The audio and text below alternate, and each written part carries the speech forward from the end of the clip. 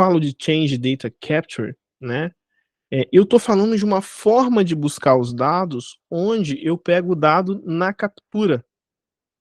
Vocês entendem? Eu não fico fazendo select na minha base de dados. Eu fico fazendo captura de mudanças. Então, eu tenho várias formas de fazer um CDC, tá? Então, se você buscar aqui, ó, Change Data Capture em imagens, eu escrevi errado ali, tudo bem? Você vai ver que ele é muito parecido com o processo de ETL, que é o processo de tradicional, é o processo comum, né? Então, o conceito de CDC, ele pode aplicar um conceito chamado de WAL, que é Write Ahead Log. O que significa Write Ahead Log? Eu faço uma escrita na frente do log. Então, eu escrevo os meus dados baseados no log. Então, essa metodologia, essa tecnologia, ela não fica fazendo select no banco. A gente pode configurar um CDC que faça select no banco? Podemos, mas não é a prática. A prática é ele pegar do log do banco de dados. A maioria das tecnologias de CDC pegam do log do banco de dados. Como assim, Rodolfo? Toda vez que a gente insere uma informação num banco de dados, ele escreve alguma coisa. Ele faz algum movimento, ele tem um log disso no banco de dados, né? E ele fica escutando esse log, ele fica monitorando esse log para trazer essas informações. Então, as ferramentas de CDC são ferramentas que foram preparadas para isso, tá? Quais são as principais ferramentas de CDC do mercado, ou as mais conhecidas, tá? Em primeiro lugar, eu coloquei Debezium. Pessoal, aqui eu não estou apegando muito a Gartner, tá? Eu estou me apegando mais ao que eu tenho visto no mercado, tá? Então, assim, no Gartner tem outras soluções lá, né? Mas geralmente são soluções proprietárias, tá? Mas o Debezium é um dos mais utilizados. Quando você pesquisa sobre o CDC, você vai encontrar muita informação sobre ele, tá? Ele é feito pela Red Hat, na verdade, patrocinado pela Red Hat. Então, assim, pensa, cara, uma das maiores empresas techs do mundo, né? Um software open source, né? Então, assim, cara, muita coisa legal, tá? Qual que é a ideia dele? Basicamente, pegar dados e transportar para bases analíticas, tá? Então, o Debezium eu ainda não implementei, eu ainda não instalei ele, tá? Mas podemos qualquer dia fazer um piloto aí, tentar instalar ele num Docker, alguma coisa, ó. Aqui tem as versões que ele testou já, tá vendo, ó? Dos bancos de dados que ele tem, ó. DBM, Formix, né?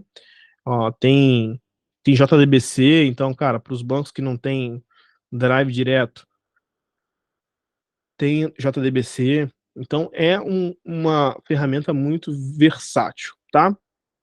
Depois dela, a gente pode comentar um pouquinho sobre Oracle Golden Gate, né? Então, cara, Oracle Golden Gate talvez seja uma das soluções mais famosas, né, e mais robustas quando nós falamos de replicação de dados, né? Então, o Golden Gate é uma tecnologia super massa, uma tecnologia super interessante, que basicamente ele roda dentro da OCI, né? OCI, que é a Oracle Cloud Infrastructure, tá? Basicamente, o que ele faz?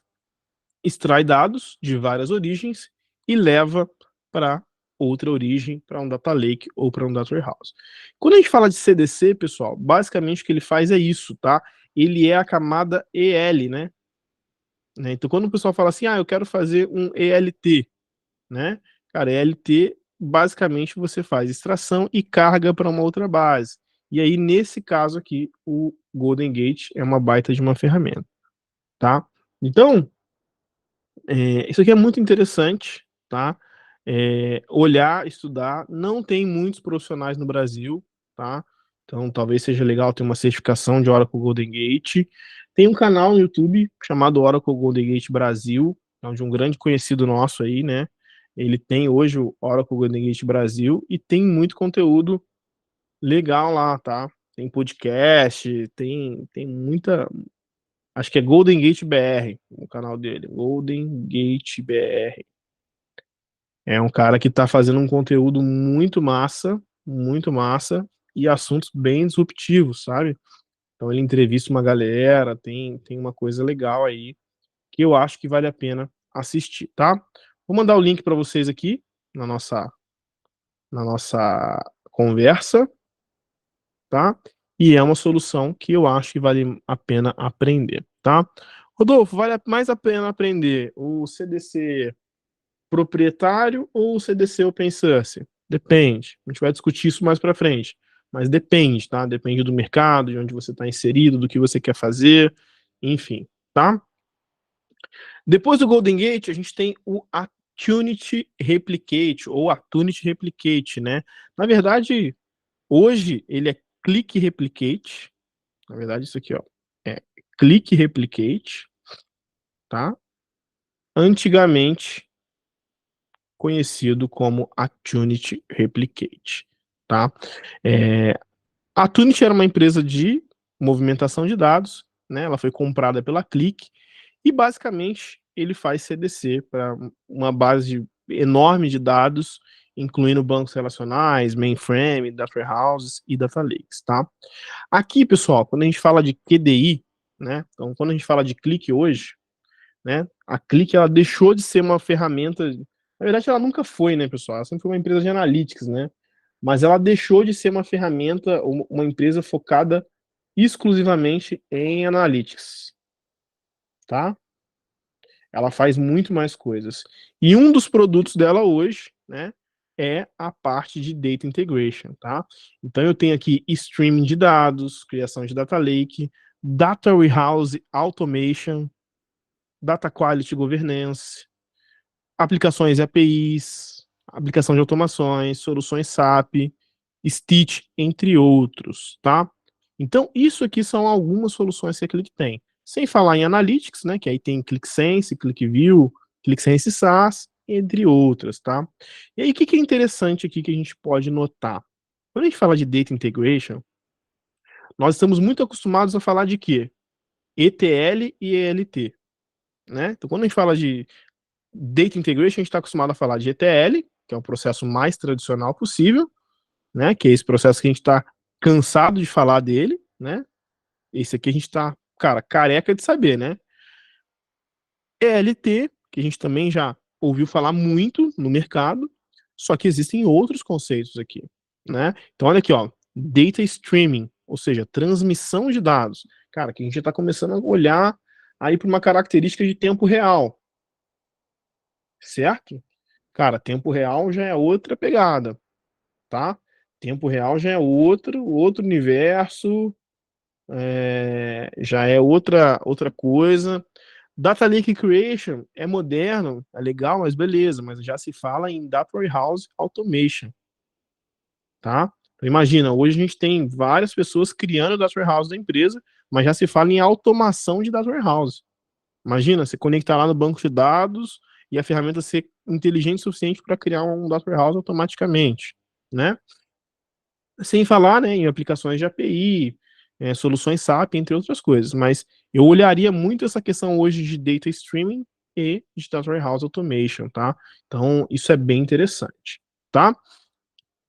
Depois disso, a gente tem ali no mundo open source, né, o Kafka Connect e CDC plugins. Então, assim, ó, você pode ter, por exemplo, o Kafka, que é uma solução open source, e ter o CDC, um plugin de CDC para ele, tá? É como uma solução específica de CDC, né? Não.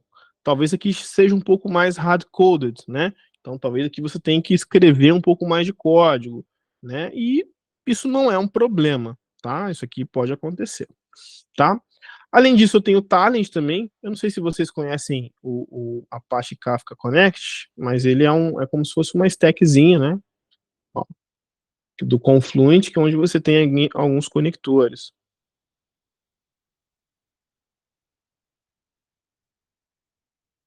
Ó. Então ele tem aqui alguns conectores, tem uma conectividade muito grande, tá vendo?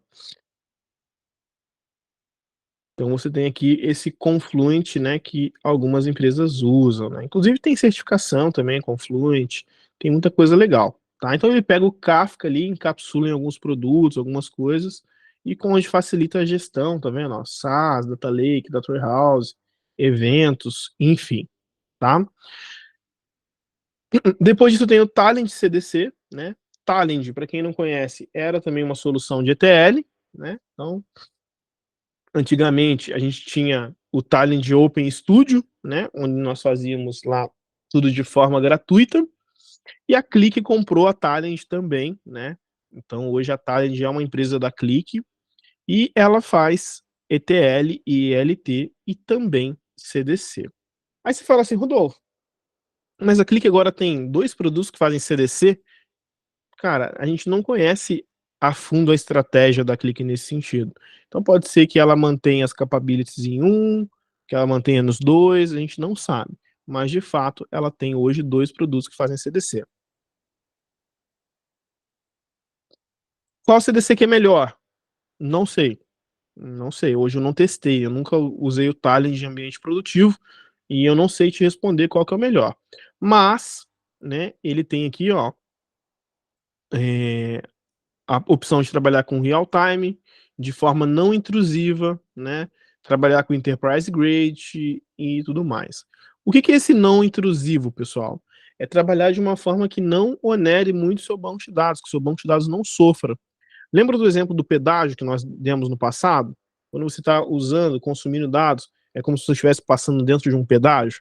Então, a ideia, né, de ferramentas de CDC é que você passe nesse pedágio da maneira mais leve possível, sem onerar suas bases de dados, sem onerar os seus sistemas. Por que disso? Porque a gente sabe que um sistema sobrecarregado, cara, é quase que inabitável, né? É quase que insuportável você ter um sistema travando, um sistema caindo e etc. Ok? Pessoal, dúvidas, perguntas até aqui? Nenhuma dúvida? CDC tá muito fácil então, hein? Um assunto mais difícil então. Brincadeira, pessoal. CDC conceitualmente é simples, tá, pessoal? Se a gente for falar conceitualmente, o CDC é muito simples. Agora, se a gente for falar do CDC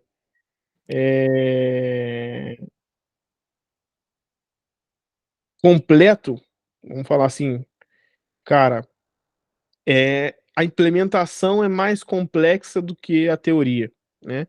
Eu acho que tudo na vida é assim, tá? Tudo na vida, quando a gente está implementando, é mais complexo do que é, você conceituar, né?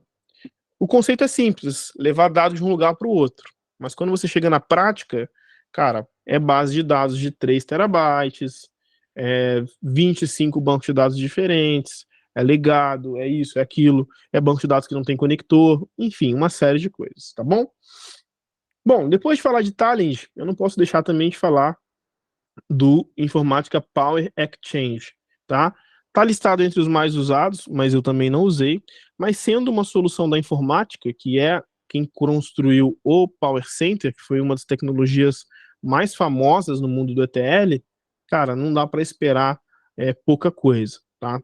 Com certeza é uma ferramenta que deve ter ali a sua atenção, tá?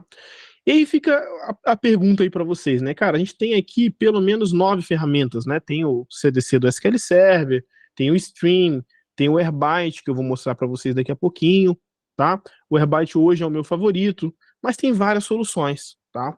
Tem várias soluções para a gente poder usar. Qual que você vai usar? Qual que você vai aprender? Pessoal, experimente as que são mais acessíveis. Por exemplo, o Airbyte é muito acessível, né? A, o Talend é muito acessível, eu não sei se o CDC é. O Debezium é open source. E, cara, se tiver a oportunidade de fazer o trial do Golden Gate, faça. Se tiver a oportunidade de fazer o trial do Click Replicate, faça. Porque, assim, conceitualmente são muito parecidos. Então, internamente vai mudar aonde você clica. Mas o conceito é o mesmo, tá bom? Dúvidas, perguntas até aqui?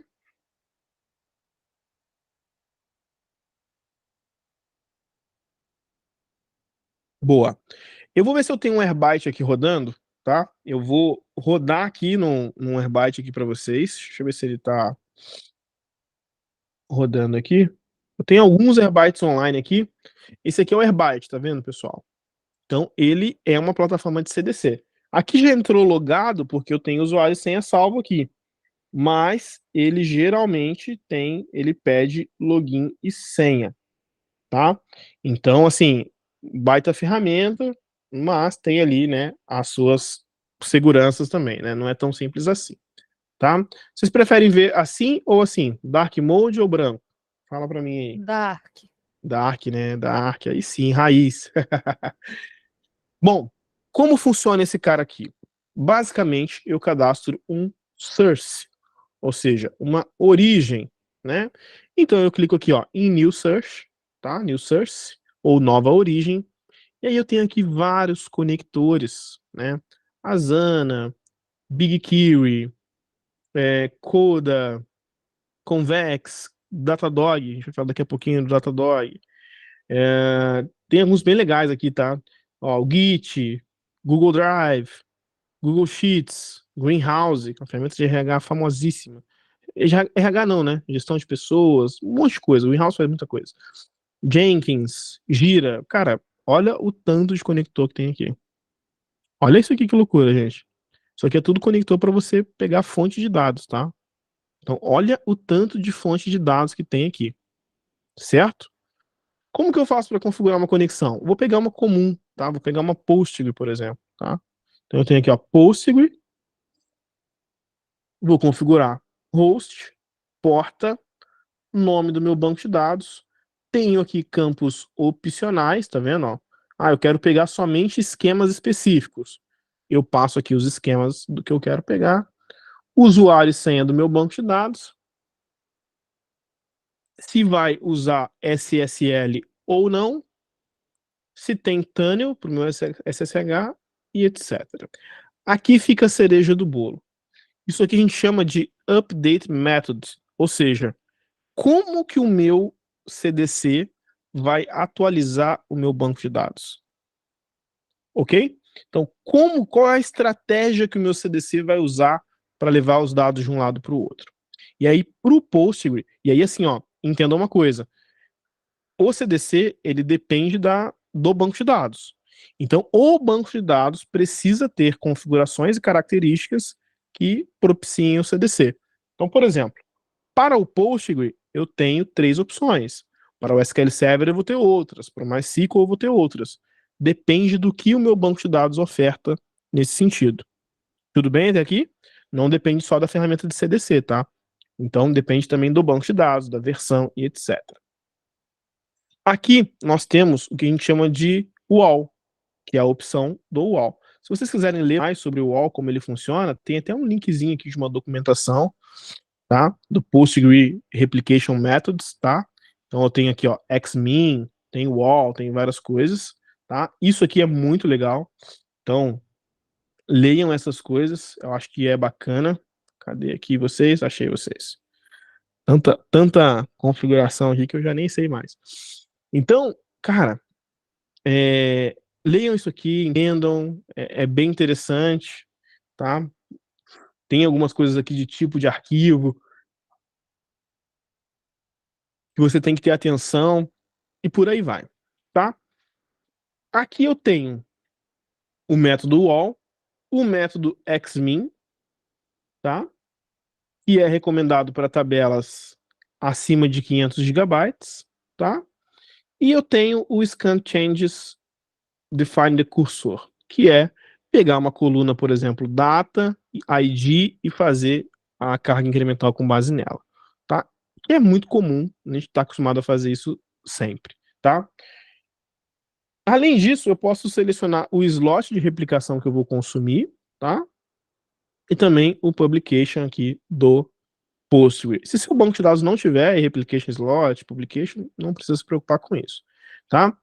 Tenho aqui campos opcionais, tá? Então eu tenho aqui como configurar o white time, eu tenho aqui como configurar o tamanho da sequência, né? O tamanho da fila, né? Se eu tenho commit ou não, né? Enfim.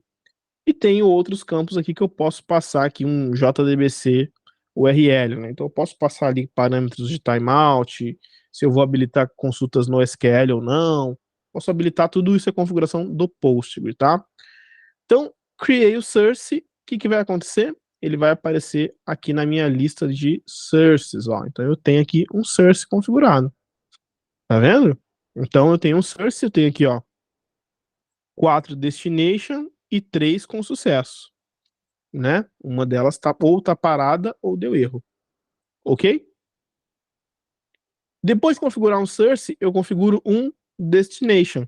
Aqui eu tenho dois. Eu tenho outro Postgre e um DuckDB, tá? Depois a gente pode falar um pouquinho mais sobre o Duck. Mas a pergunta que não quer calar é: eu posso ter um Postgre como origem e um Postgre como destino? Sim, não tem problema nenhum. Eu posso ter um Postgre que vai ser o meu transacional e outro Postgre que vai ser o meu OLTP. Tudo bem? Meio bagunçado esse conceito, mas eu tenho um Postgre que é o meu banco de dados do sistema e eu tenho um outro Postgre em outra máquina que vai ser o meu data warehouse, que vai ser o meu analítico, onde eu vou ter ali os meus cubos, as minhas dimensões, as minhas tabelas fatos, entre outras. Tranquilo? Dúvidas, perguntas? Professor, Pode falar. para mim que estou começando a entrar na área de dados e sou estudante na área de tecnologia, para mim essa área de dados parece às vezes muito ferramentista. Muitas tecnologias, talvez do que a programação tradicional. Pelo menos a Exatamente. impressão que eu tenho agora. E assim, ó, eu vou ser sincero, assim, ó, que eu vejo no mercado, tá? Quem perguntou foi o Lucas, Luna, Pedro, Pedro. É, apareceu agora Luna eu tô aqui pra acumulando mim. aqui que eu tenho várias contas. Deve ser a conta da sua irmã, de alguém da sua casa aí. Mas assim, ó, o que acontece? Os gestores de TI, em sua maioria, não querem ter a responsabilidade de um código de integração de dados sobre sua responsabilidade. Porque se der problema no código, cara, aquilo vai ficar, aquela bomba vai ficar no colo dele. Você entende? Cara, deu problema aqui no código Python que faz a extração da meta de venda e eu não tô conseguindo saber se eu bati a meta ou não. Cara, você vai ficar no colo do gestor de TI. Então ele não quer essa bomba, ele não quer isso, cara. Ele prefere pagar caro num produto, uma ferramenta que se ele tiver um problema, ele vai ligar para alguém e vai tentar resolver, do que usar um produto que não tem um devido suporte e se der problema ele vai ficar na mão. Entendeu? Esse é o grande Uhum, ponto. A programação na área de dados, ela é muitíssimo importante, tá? E isso está começando a mudar. Eu vejo uma tendência de DataOps, de ter código, de ter mais Python, de ter mais pipeline programado, de ter mais Docker, mas isso não vai anular as outras implementações. Esses ecossistemas eles vão conviver durante muito tempo. Eu vou ter lá um baita integrador com Python, do outro lado eu vou ter um Talend, eu vou ter um Alteryx, eu vou ter uma outra coisa, né? Cara, eu vou ter um baita processamento ali de machine learning, utilizando Lambda, cara, Cloud Functions, todas as coisas que são hard-coded, mas vou ter ali um Datadog olhando para aquilo ali, né? Monitorando, fazendo a parte de observabilidade, governança, segurança, né? Então, assim, existe coisa que é codificada, sim, com certeza existe, mas a gestão de TI se preocupa muito com isso, sabe? Porque, cara, como que eu vou manter isso aqui? Lembrando mais uma vez que a gente está falando de projetos para grandes organizações, né? Então a gente tem BI aqui com 600 usuários, 1.200 usuários, 400 usuários, né? Então, cara, como que eu vou governar isso? Cara, BI parou, do nada, deu pau aqui, parou. Para quem que eu ligo? Quem que é meu suporte? Né? Então, isso é muito importante, né? De pensar, né? Na posição de gestor de TI é muito importante pensar. Ah, beleza, não tenho budget, não tenho investimento, não tenho. cara, vai usar o open source, né? Mas tem ali uma meia dúzia de contatos que, se apitar, você consegue pedir ajuda, consegue fazer alguma coisa, né? Ou talvez um suporte de uma empresa de infraestrutura, porque é complexo, né? E dependendo da estrutura de dados que você cria, o BI passa a fazer parte da operação da empresa. Ele passa a ser um sistema crítico. Alguém conhece o termo sistema crítico? Alguém já ouviu falar esse termo? O que é um sistema Eu, crítico? É um sistema que, se parar, gera a prejuízo turbina de para a avião. empresa. É isso aí. Se parar, cara, gera prejuízo para a empresa, faz buraco na receita da empresa, gente é demitida, o bicho pega legal, assim, ó, se parar, meu amigo. Dependendo do e-commerce, tipo assim, 1 hora parado, um e-commerce, dependendo do tamanho, cara, são milhões de prejuízo. Tem uma cena parecida com essa no filme, né, do Facebook, que o servidor lá para e ele fica muito estressado. Né? Se parar, o bicho pega com força, assim. Cara, ó, eu já vi empresa, eu conheço, eu não posso falar muitos nomes por questões éticas e NDA, né, que a gente tem com os clientes, mas assim, cara, tem um cliente que ele tem, sei lá, 1.200 representantes de venda no Brasil. E aí, um belo dia de manhã, né, tá meu telefone tocando, tá e-mail apitando, tá isso, tá aquilo. Cara, o sistema que enviava e-mail para os representantes parou. Era simplesmente o sistema que mandava a rota de visitação para esses representantes. E aí? De quem que é a responsabilidade? O gestor de TI não vai, ele quer ter alguém para ligar quando isso parar, entendeu? Ele não quer deixar no colo dele. É uma batata muito quente. Vocês entendem? É uma batata muito quente. Então o cara não quer deixar isso no colo dele, porque, se parar, cara, é 1.200 vendedores que vão demorar para ir para a rua mais 1 hora. Entendeu? O diretor comercial vai na sua mesa na hora, liga para você, não importa a hora, ele vai te ligar, vai. Entendeu? Então é muito crítico, tá? Voltando aqui pro Airbyte. Então, criei aqui um destination, né? O destination tem as mesmas conexões, tá vendo, ó? Não posso conectar aqui, ó, posso jogar para um CSV, para um JSON, para um SQLite. Cara, eu posso fazer aqui muita coisa legal, tá? E depois que eu fiz destination e source, eu levo isso para uma connection. O que que é a connection? É a que pega do lado A e leva para o lado B, certo? Então, vou fazer aqui uma nova connection, ó, para vocês verem. Então, ó, eu tenho aqui um post de origem. Vou selecionar. Quero levar para um arquivo DuckDB, que eu tenho usado bastante o DuckDB, tá? Ó, o que que ele está fazendo agora?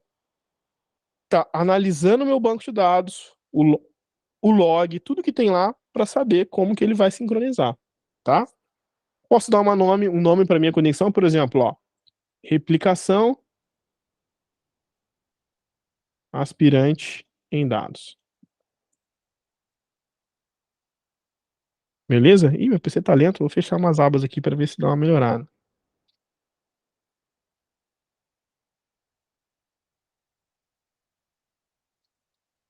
Qual que é o tipo de agendamento? Schedule type.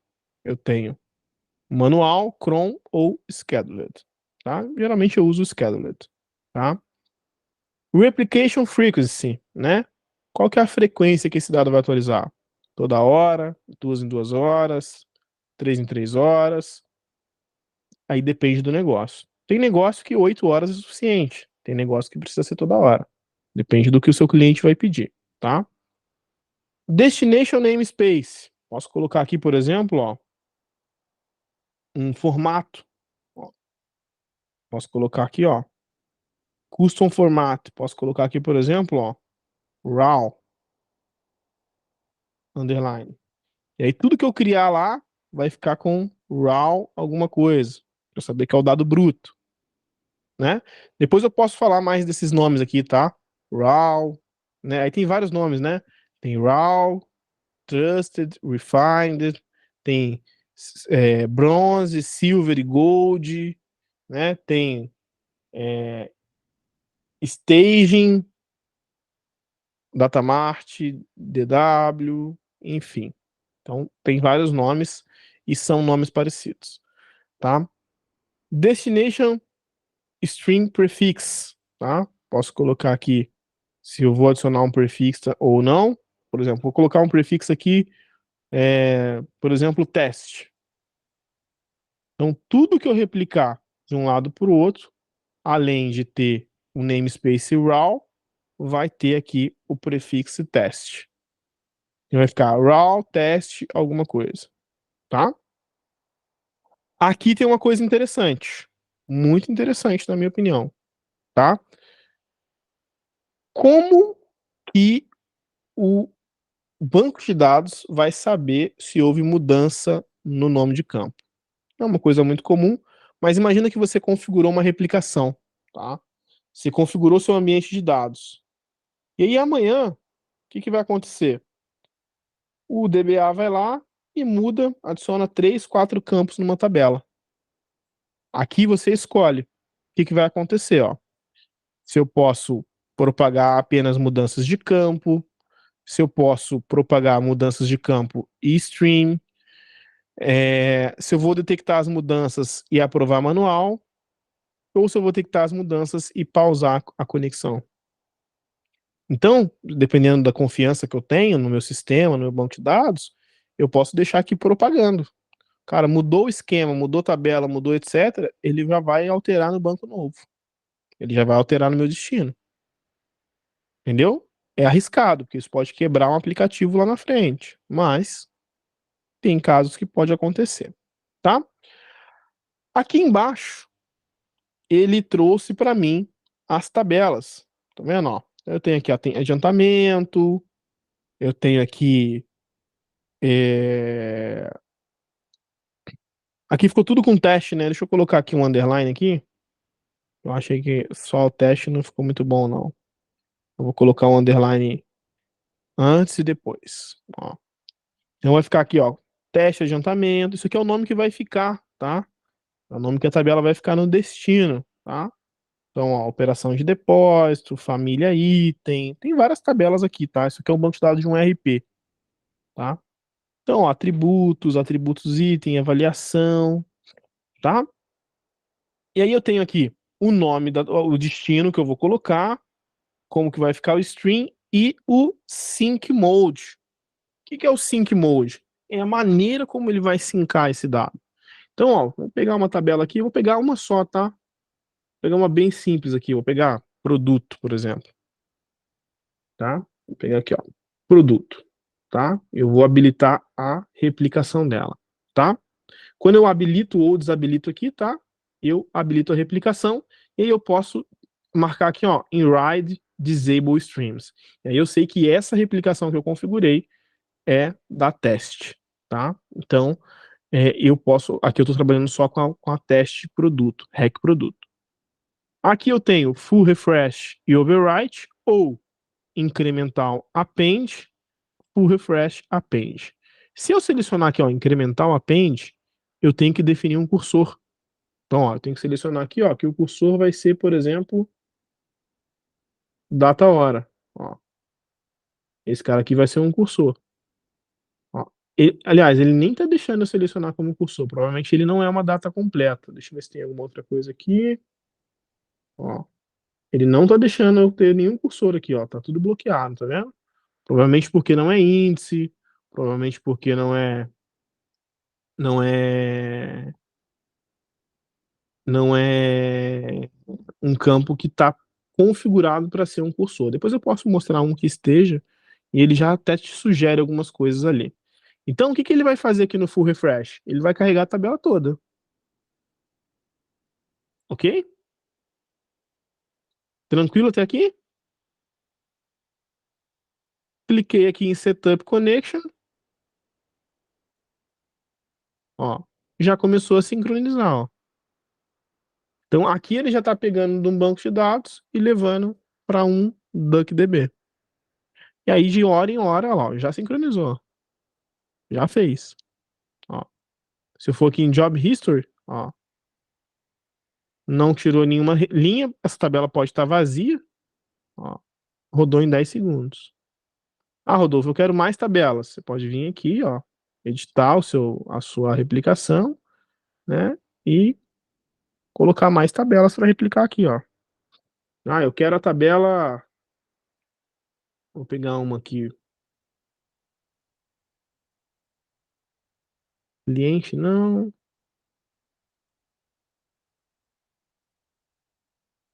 Comissão também não. Só escolho dado ruim para assunto, ó.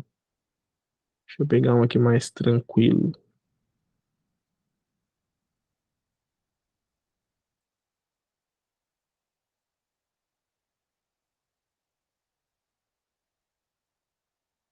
Vou pegar aqui.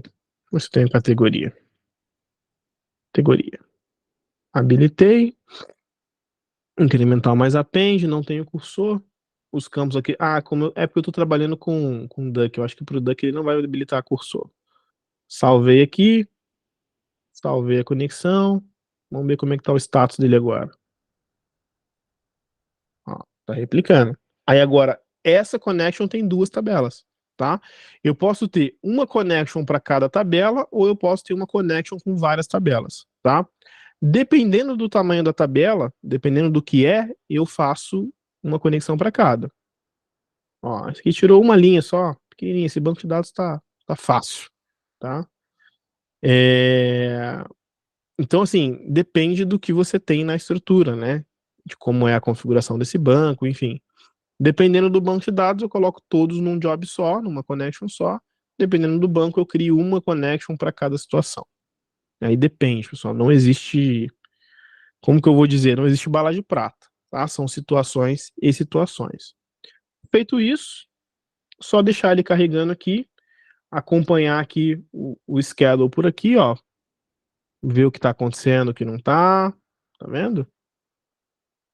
Ó, essa aqui foi 11 segundos atrás que rodou, ó. Vamos ver se ela tá levando dado, ó. Essa aqui tem bastante tabela, tá vendo, ó? Ó, atualizou 3 linhas, aqui atualizou 120, tá vendo? Esses aqui são incremental, tá? Por isso que é pouquinha coisa assim, ó. E tá rodando em 1 minuto aqui, tá? Então tá bem rápido. Beleza? O que vocês acharam do Airbyte? Sejam sinceros. Fácil, difícil?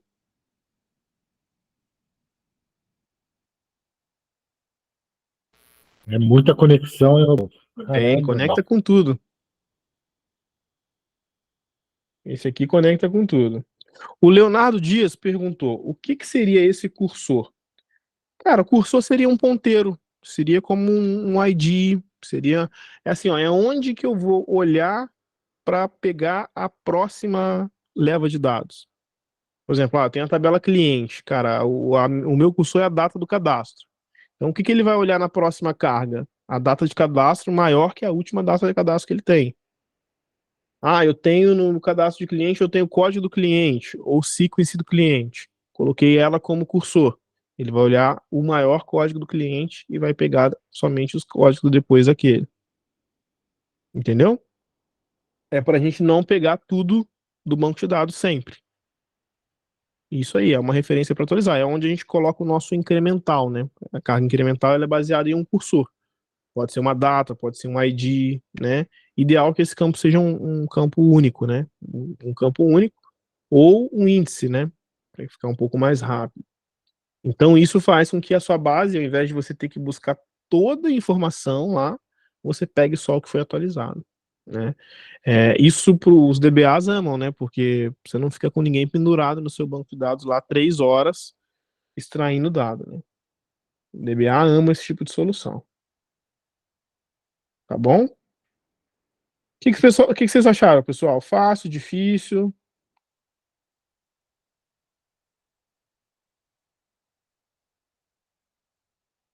tranquilo? É a primeira aula que eu tô vendo, então meio que cai de paraquedas nessa solução. Meio caiu de paraquedas? É, assim que é bom. Eu caí de paraquedas no mundo clique, tô até hoje, hein?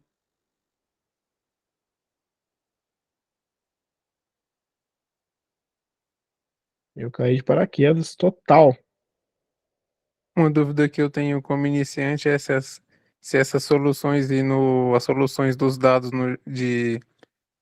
essas soluções para trabalhar com dados no geral, se elas são acessíveis tipo para um estudante ou são pagas assim? Ou se Querem eu ver teria que como. usar Querem. algum open source? Cara, as proprietárias não são muito acessíveis, não, viu? Você pode tentar pelos programas acadêmicos ou pelos trials, mas geralmente não são tão fáceis de acessar, não. Mas tem programa acadêmico, a maioria tem programa acadêmico. É, a maioria tem ou te dá um trial ou te dá alguns dólares para você usar na nuvem, né? Por exemplo, quero aprender a fazer um ETL na Azure. Cara, você vai ganhar ali 250, R$ 300 de crédito para fazer alguma coisa lá. Então, é acessível, mas não tanto, sabe? Esse aqui que eu mostrei, cara, ele é open source, né? Então, assim, você instala fácil. Quer ver? Vou acessar uma máquina aqui. Seu iPhone antes. Não, Siri não é com você, não. Vamos lá. Vou abrir aqui uma maquininha aqui. Depois eu posso até dar acesso a essa maquininha para vocês, hein? Para vocês brincarem um pouco. Eu tenho uma máquina aqui que eu criei numa aula passada, e aí eu estou instalando tudo nela, tá? A gente tem mais 17 dias para usar ela antes de pagar de novo, tá?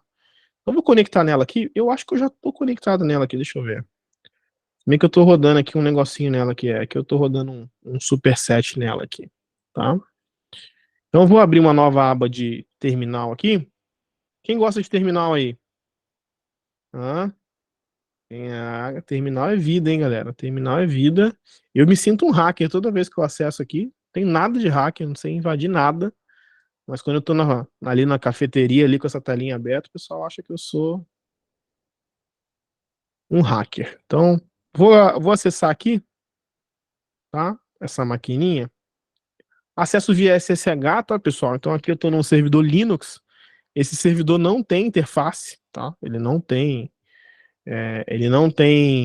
nada de interface, assim, ele é um servidor. Opa, pera aí.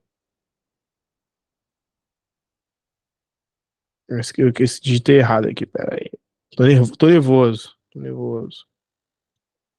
Dá um clear aqui. Eu quero o IP dela, né? Para acessar uma máquina via SSH, o nome do usuário e o IP, tá? Se tiver porta, menos P, o nome da porta. No meu caso aqui, a porta 22 é a porta padrão do SSH. Mas se tiver regra de segurança, essa porta pode mudar, tá bom? Copio a senha aqui, entro nela, pronto. Já estou dentro do servidor Linux. Olha que legal. Bacana, né?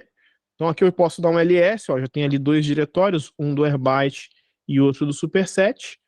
E aí eu vou usar um comando aqui que é o docker ps. O que é o docker ps? Ele mostra para mim todas as imagens Docker que estão rodando aqui. Beleza? Um dos Airbytes que a gente viu tá rodando aqui, ó.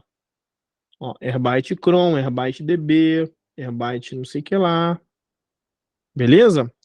Então o que eu vou fazer aqui, ó? Docker stop Airbyte. Vou tentar matar pelo nome da raiz, tá? Ó, não achou, tá vendo, ó? Então o que eu vou ter que fazer? Vou ter que matar pelo ID do container, ó. Tá vendo, ó? Então eu tenho vários containers aqui do Airbyte, eu vou matar um por um. Dá para matar todos, tá, pessoal? Deve ter um comando aí para matar todos, mas eu vou parar um por um. Docker stop. Ó, ver se ele vai parar. Talvez parando esse já pare todos, né? Ó, parou um. Vou voltar aqui, ó. Docker stop Airbyte server. Vou apagar aqui o IDzinho. Letra tá pequena, o pessoal tá dando para ler aí, tá tranquilo. Vou dar um Docker PS, deixa eu ver se ele já parou tudo. Desculpem. Não parou tudo não, ó. Vamos parar aqui o Docker cron. Docker stop.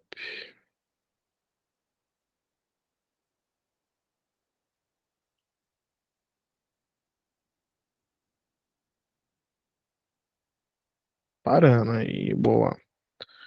Aí eu posso ir vendo se ele realmente está parando o que eu estou pedindo, né? Ó, builder server. Aqui eu tô parando uma aplicação, tá, pessoal? Tô parando uma por uma. E aí eu vou mostrar para vocês como que instala esse bicho aqui. É bem tranquilo de instalar, ó, tá parando. Aqui é Superset, Superset. Acho que só falta esses dois aqui para parar, tá? Deve ter um comando que pare mais fácil esse cara aqui, tá?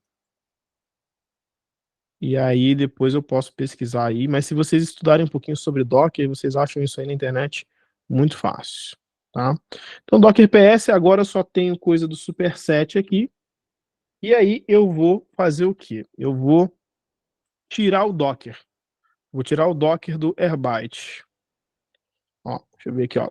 É ls Airbyte, eu vou fazer aqui, ó, um rm-f Airbyte. Deixa eu ver se eu tô. Acho que eu vou precisar de um sudosu aqui, hein? Fazer um usuário elevado aqui.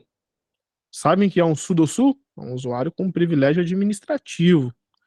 Esse cara aqui, se você fizer alguma besteira, é adeus para o seu banco de dados, adeus para sua máquina.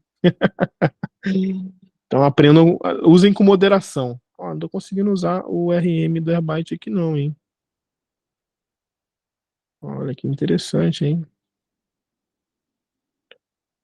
Deixa eu pegar um comando aqui, ó. Aí quando a gente não sabe fazer o comando, pessoal, não tem outra explicação não.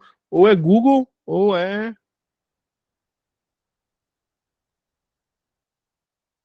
ChatGPT hoje em dia, né? Não tenham vergonha de pesquisar. Ó, sudo docker rm-r container ID. É legal, mas eu não tenho o ID do container, né? Legal. Parabéns. Como que eu vou fazer agora?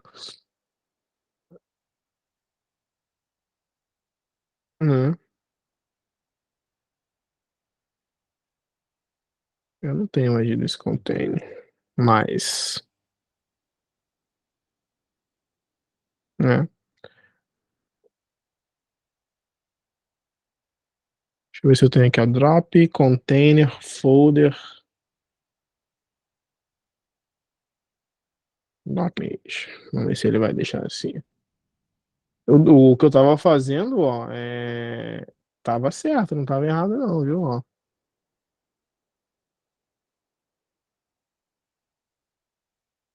Tenta colocar doc ps-a, eu acho que ele vem com ID. Se ele Eu estiver acho que é esse desligado, comando, alguma coisa. vamos ver. É que aí eu vou mostrar todos, né?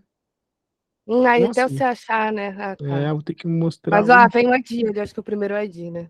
Mas será que eu vou ter que fazer um por um de novo? Vamos ver. Acho que sim, né? Talvez foi o jeito que eu instalei ele aqui. Deixa eu fazer um por um aqui. Lá, ó. Agora foi. Eu acho que o jeito que eu instalei aqui que não foi muito bom. Depois eu instalo de um jeito diferente aqui pra gente não ter esse problema mais. O que que acontece? Ó, isso aqui é legal da gente conversar. Ó, o Airbyte, ele tem várias imagens dentro dele, tá vendo? Ó? Então ele tem, ó, o banco de dados, o bootloader, o servidor, o cron, servidor de API, o worker, o web app, tá vendo? E aí eu consigo, por exemplo, colocar cada aplicação dessa numa máquina, se eu precisar. E aí eu crio um sistema distribuído. Olha que loucura pensar nisso, né? Então, se eu preciso criar uma solução que escale, eu consigo fazer dessa forma. Deixa eu dar um outro docker menos A aqui. Opa, errei aqui, desculpe. Docker PS menos A. O Docker PS é para listar os containers, tá? Caso eu não tenha comentado, mas ele é basicamente para listar os nossos containers, tá? Vou apagar aqui mais um. Mais uma vez lembrando, deve ter um comando mais fácil que esse aqui, porque a gente está fazendo, mas ao vivo, né, pessoal? Sabe como é que é, né? Ao vivo a gente dá um descontinho, né? 5D, esse aqui também, um F. E aí, pessoal, muito para quem quer estudar para engenharia de dados, tá? Cara, eu acho muito importante que vocês saibam subir uma máquina, tirar uma máquina, né? Voltar para o ar, entender os problemas. Ó, Docker PS agora eu só tenho Airbyte, Rodando, ó, tem um Airbyte proxy aqui ainda, hein? Tem um proxyzinho aqui ainda, hein? Ó, tem o proxy e o web app ainda. Vamos lá, Docker stop. Talvez ele tenha reiniciado, né, na hora que eu mandei lá.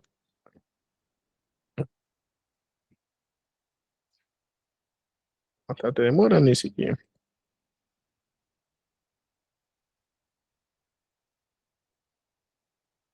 Aí eu já vou aproveitar, né? Já vou dar o Docker RM. Beleza. Vamos ver aqui agora que tem mais alguma coisa. Ó, esse aqui é Apache Hope, esse aqui é PostgreSQL, esse aqui é o Superset. Então, olha que loucura que a gente está fazendo aqui. Não sei se a gente falou sobre isso, né? Mas eu estou rodando uma máquina aqui que tem 12 GB de RAM e 6 cores. É uma máquina pequenininha, pessoal. E olha o tanto de coisa que tem instalado nela. Tem o Postgre, tem o Superset, tem o Apache Hope, tinha o Airbyte, certo? Então, o Docker ele permite a gente rodar várias aplicações na mesma máquina, tá? O Igor Leão falou, mal consigo o MKD. Cara, é treino. Eu também apanho bastante para comando assim, tá, pessoal? Eu fiquei muito tempo usando Click, né? ClickSense, ClickView, ClickSense SAS. Eu confesso que eu fiquei meio preguiçoso para comando. Mas eu voltei a mexer recentemente, eu tô gostando bastante, tá? Agora sim, ó, como que eu vou instalar o Airbyte no Docker? Pessoal, ó, how to install Airbyte Docker. Cara, tem N instalações aqui, você vai achar várias formas de fazer, tá? A documentação oficial é uma das melhores, tá? Essa aqui é uma das melhores, tá? Aqui ele tá falando como rodar sem aqui com o Docker, tá vendo, ó? É baixo.sh e tudo mais. Mas tem outras formas. Eu gosto de pesquisar também, ó, por exemplo, ó, how to install Airbyte DigitalOcean. Cara, os tutoriais da DigitalOcean são muito bons. São muito bons, tá? Então, ó, aqui, ó, ele já colocou uma forminha de fazer. Então, cara, como que eu faço isso aqui? Posso pegar todos de uma vez, tá? Ou eu posso executar um por um, ó. Tudo apt update. Mas assim, ó, entenda o que o comando faz, tá? Aqui eu tô rodando já, porque eu já fiz esse comando várias vezes e eu sei o resultado que eles vão gerar na minha máquina. Mas, pô, peguei um comando que eu não conheço, cara, dá uma pesquisada, entende ele, entendeu? Ó, aqui eu vou rodar um cool. Eu acho que já tá até instalado aqui, tá? Ó, a read já é o mais novo. Eu já fiz esse processo aqui, tá? Aqui eu vou adicionar uma URL aqui para poder baixar. Ó, ó. Já fiz alguma coisa aqui, já. E já tinha feito algo muito parecido com isso aqui, tá? Antes. Então, ó. Enter to continue. Aqui ele tá me dando alguns acessos, tá vendo?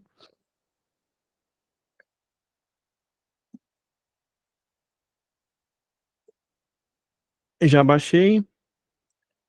Agora, eu já tenho o Docker CE. Eu vou instalar aqui e vou rodar, mas ele vai falar que eu já tenho também, alguma coisa. No máximo ele vai atualizar o que eu já tenho.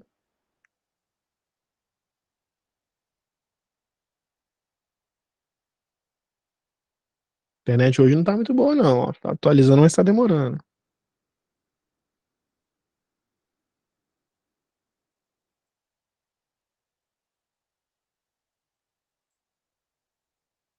Perguntas aí, galera. Aproveita perguntando, ó. Ok. Pediu para reiniciar um serviço ali. Beleza. Já reiniciou o servicinho aqui, ó. Tá falando qual é o serviço que ele reiniciou. Provavelmente por conta da minha instalação, né? Tem aqui, ó. Vou colocar aqui, ó, o status do Docker, ver se ele tá rodando. Ó, tá running. Beleza. Vou mudar aqui, ó, o nome do usuário. Aqui, ó. Vou dar um acesso aqui para um usuário. Opa, deixa eu fechar isso aqui.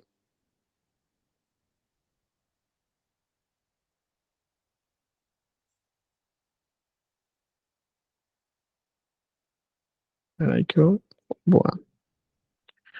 Vou dar um acesso aqui para um usuário. Deixa eu ver se eu não copiei coisa demais aqui. Aqui eu tô mudando a forma do usuário poder acessar. Aqui eu não tenho usuário root, eu acho. Pronto. Que é o usuário que eu tô, é o administrator. E aqui eu faço aqui o logout.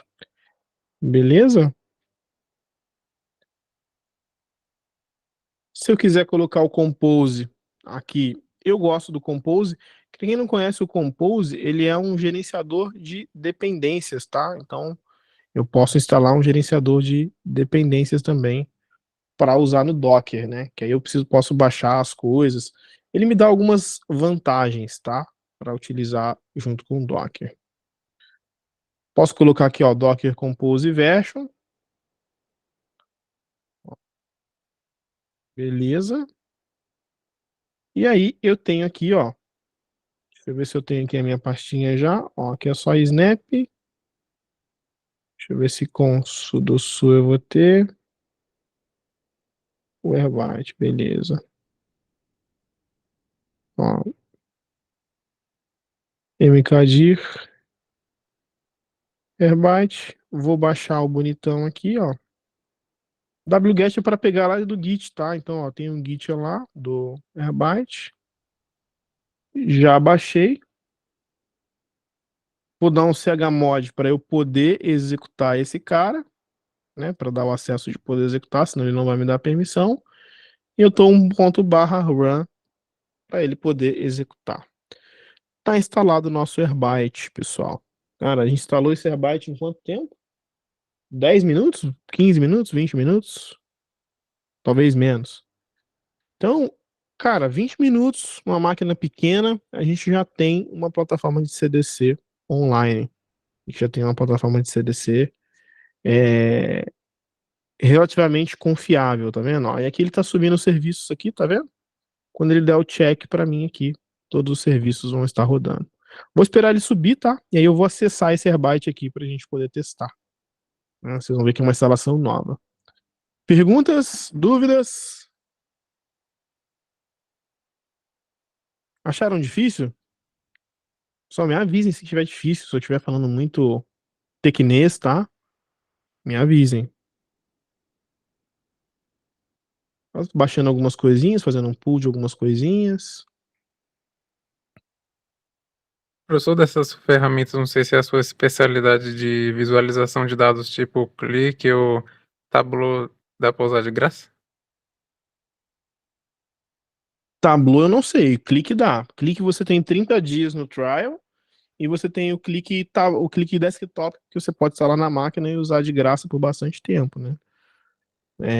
Se não me engano, ele te dá 90 dias, depois de mais 90 dias, e dependendo da instalação, acho que ele nem expira o token, né?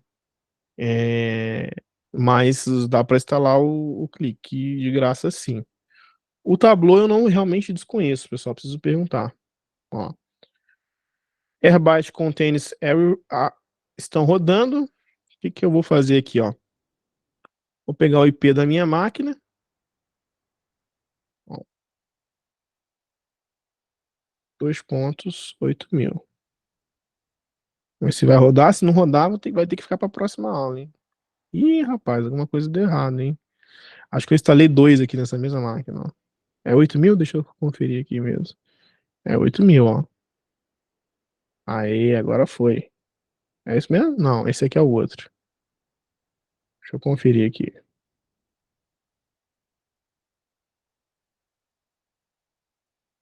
Aí, rodou, ó. Não tenho nenhum source, nenhum destination, né? Teria que configurar aqui, tá? E aí, agora é só configurar as minhas transmissões, né? As minhas CDCs, as minhas capturas, ou connections, né? Como ele usa, como ele chama carinhosamente aqui. Tá instalado, pessoal. Aqui é outro ambiente, tá? Ó, aqui eu tenho as minhas aqui, ó. Esse é um ambiente que tem o IP87, tá vendo? Ó, esse aqui é outro IP, ó. 204, parará, piriri. Tá? Posso colocar uma instância demo aqui também, ó. Tem uma demo aqui dele rodando, ó. No próprio site da Airbyte. Se vocês quiserem ver, ó. Aqui tem bastante coisa, hein? Aqui tem, ó.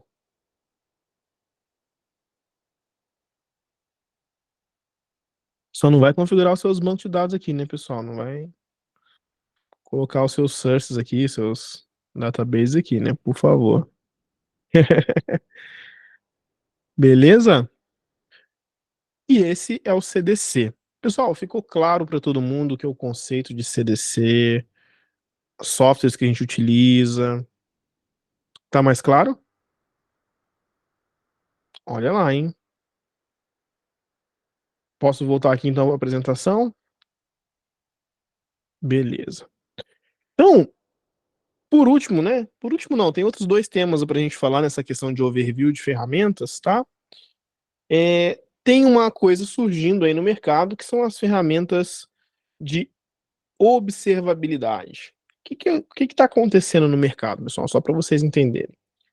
As empresas elas estão contratando muitas é, ferramentas, muitos sistemas, né?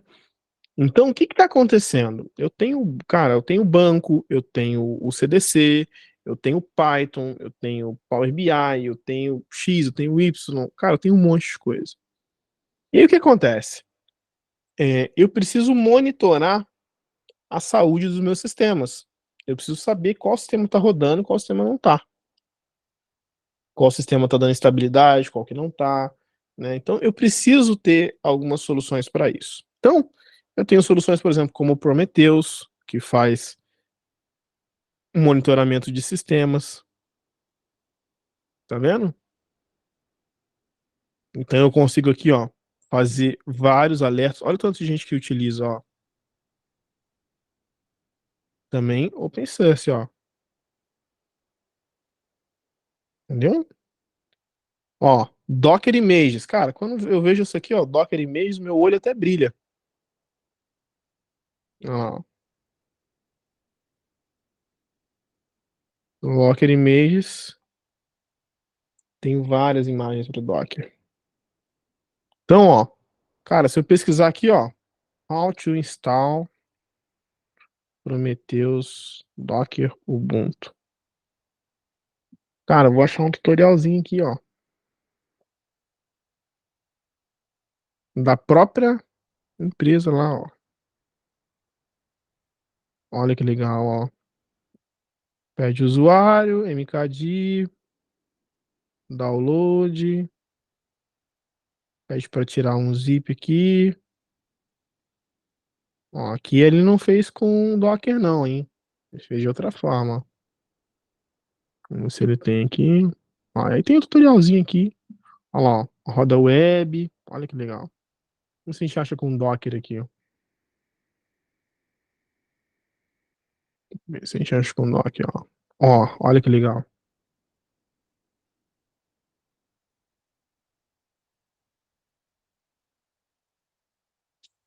Ó, porta 9090. Deixa eu ver como é que tá a questão de downloads aqui, ó.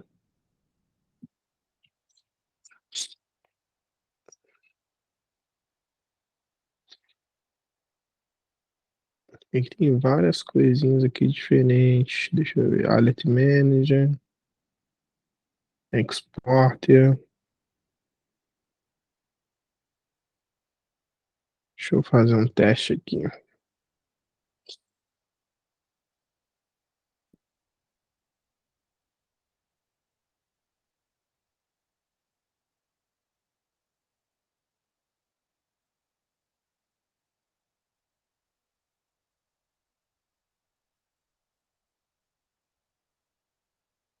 Ó, tem aqui algumas coisinhas. Vamos fazer aqui um teste, ó. Docker install. Ele não achou direto no Docker Hub não, hein? Hum, tem aqui um Git tambémzinho, ó. Prometheus.git. Ó, tem umas coisinhas aqui legal, ó. Make build, ó. Isso aqui tá instalando na mão. Ó, make doc. Cara, legalzinho, não é difícil de instalar não, hein? Acho que mais... Depois eu vou fazer mais testes aqui, mas a gente consegue instalar ele manual. Eu nunca usei o Prometheus, tá? gente tem usado muito o a gente tem utilizado muito o Datadog, tá? Então, cara, depois eu vou ver como instalar esses caras aqui e depois eu dou até um acesso para vocês clicarem lá, navegarem. É interessante, tá? Depois eu tenho o Grafana, tá? O Grafana ele é uma plataforma de visualização de dados, mas se você instalar ele com Prometheus e algumas coisas, dá para fazer muita coisa legal, tá? A galera tem gostado desse conjunto aqui, Grafanas e Prometheus. Embora eu nunca tenha implementado, mas a galera tem falado bastante, tá? Tem o Datadog, talvez seja um dos mais famosos, tá? Que, cara, você consegue monitorar a nuvem e tudo mais, tá? Isso aqui serve tanto para software, serve também para várias situações, tá? Então aqui, ó, tem aqui, ó, comece gratuitamente, você pode digitar um e-mail, mas tem que entender a necessidade, tá? Eu não sei se tem o Datadog OpenSource. Eu acredito que não, tá? Eu acredito que não tem a versão dele, mas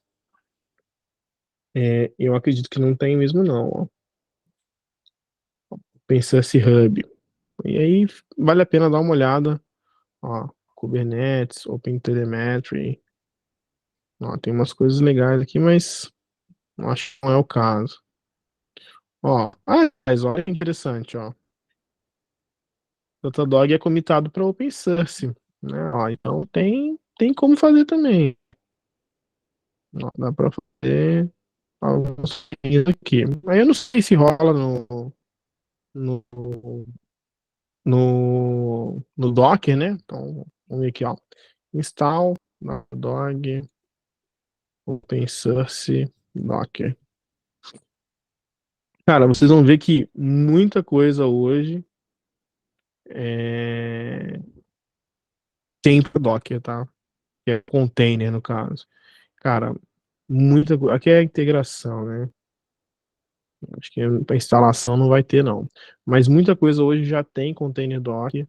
Se não tiver um container, você pode criar o próprio container. Então, assim, é, é muito interessante. Ó, aqui, ó, o cara perguntando aqui, ó, como instalar o Datadog no container. Ó, olha que legal, ó. Aqui já fala das APIs e tal, então é possível, tá? Datadog é um dos mais famosinhos aí, tá em alta, né? Tá na moda. Deixa eu ver se eu tenho aqui o Datadog HQ. E basicamente isso aqui é uma ferramenta de monitoramento, né? Ó, então eu consigo conectar ele com infraestrutura, consigo conectar ele com nuvem, consigo configurar ele com um monte de coisa legal para poder, né? Vamos ver o preço do bichinho. Deve ser muito barato não, hein? Ah, é baratinho, pô. $15 por máquina, tá vendo? Ó? Bem baratinho. Bem baratinho, bem de boa. Isso provavelmente isso aqui é na nuvem, né? Bem baratinho, bem fácil, bem na nuvem. Ó, o que que ele faz, né? Tem, ó, 700 integrações, alertas, né? Bem legal. Depois eu vou até ver mais sobre essa questão do Docker dele e tudo mais. Então, é uma das ferramentas de observabilidade mais conhecidas, tá? Depois dele, tem algumas outras aqui que são um pouco menos famosas, mas são importantes, né? Tem o New Relic, que é uma gringa aí que ainda não vi no Brasil, né? Mas tá bem famosinha também, tá bem falada. Deixa eu fechar algumas abas aqui antes que trave tudo. Então, ó, cara, monitora a rede, monitora a aplicação, monitora tudo, tá vendo? Ó? Então, quando você tem vários sistemas rodando, o que nós vimos aqui, né, pessoal, praticamente? Nós vimos que é, muitos dos nossos sistemas, né, rodam no Docker, né? Então, será que não seria interessante eu ter um sistema de observabilidade, né, monitorando essas bases, monitorando tudo que a gente está fazendo, né? Tem o Dynatrace também, que é famosão,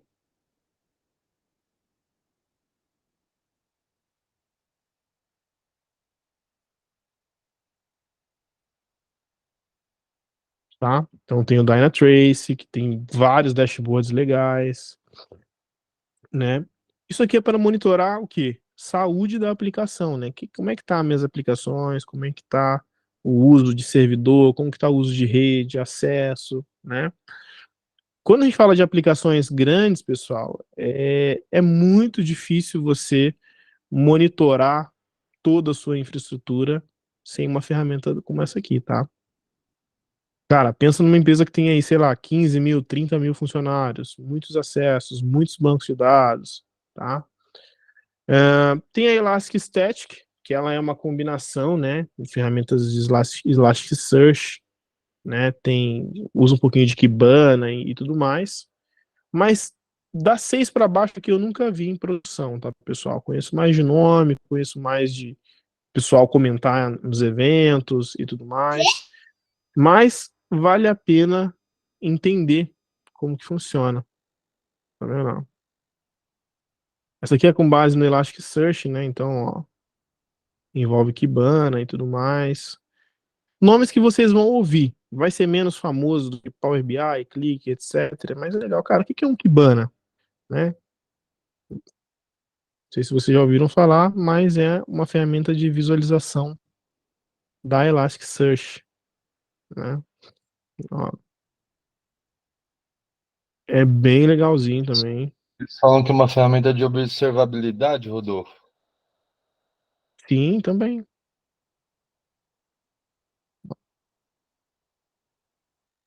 Segurança, análise ad hoc. Tá vendo? Tem de tudo. Kibana é bem legalzinho. Não vi tantas vagas ainda pedindo Kibana, tá, pessoal? Mas acho que vale a pena conhecer, né?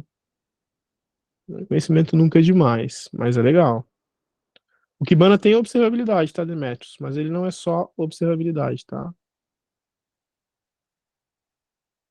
Tá vendo aqui, ó, de servidor, monitoramento. É que assim, ó, observabilidade e monitoramento são um pouquinho diferentes, tá? Porque para monitoramento a gente tem bastante ferramenta, né? Tem Zabbix, tem outras coisas, tá? Ó. Vocês vão ouvir falar muito nos próximos meses de uma função que chama SRE, que é o Site Reliability Engineer. É uma galera que usa muito esse tipo de ferramenta aqui, tá vendo? Ó? O Splunk é uma das tops, assim, mas eu vi muito pouco no Brasil, na verdade nem sei se tem no Brasil, né? Mas ele faz uma junção, tá vendo? Ó, de várias ferramentas, tá vendo? Integração, modelos, API, visualizações, né? Federate. Esse conceito de federate é legal, que é federar os dados, federar as informações, tá vendo? Ó? Ele tem vários níveis, tá vendo? Ó? Observabilidade, segurança. Cara, é baita, tá? Parece muito legal, mas o Brasil ainda tá começando a amadurecer nesse sentido, tá? E aí tem outros como Sysdig, Wavefront e Jogger que não sei se é tão usual, tá? Mas assim, fiquem olhando esse tema, né? Sigam pessoas que falam sobre observabilidade, né? Ó, esse aqui ele fala de uma plataforma de tracing, né? Então, cara, como que os meus workflows estão funcionando, né? Como é que os meus sistemas distribuídos estão trabalhando? Cara, eu preciso entender esse monitoramento. Porque assim, ó, eu não sei se vocês repararam, né? Mas assim, cara, tem solução de dados de todas as formas, né? De todas as soluções possíveis, né? Então, cara, como que eu entendo, né, o meu ecossistema? Como que eu modulo as coisas dentro da minha empresa, né? Então, cara, é legal entender como que eu vou visualizar isso. E as ferramentas de observabilidade vêm para esse sentido, né, de dar clareza para o seu ecossistema de dados, para sua infraestrutura de TI, até mesmo para sistemas, tá, pessoal? Então, é interessante olhar para esse tema, tá bom? Bom, minutinhos finais, meia horinha para a gente terminar. Hoje eu vou falar um pouquinho também sobre ferramentas cloud, tá? Lembrando que esses módulos a gente está falando muito mais de overview, né? Mais de uma visão geral, bem abrangente. Depois a gente vai tentar convidar alguns especialistas aí para entrar mais no detalhe da coisa e aprofundar mais, tá? Então, é bem importante que a gente entenda as diferenças, entenda as soluções, mas aqui é mais um overview. E aí, o que você achou mais interessante, o que você achou mais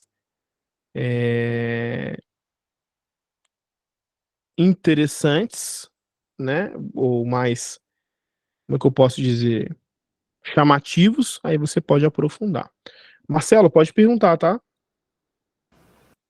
Beleza. Beleza, boa noite a todos.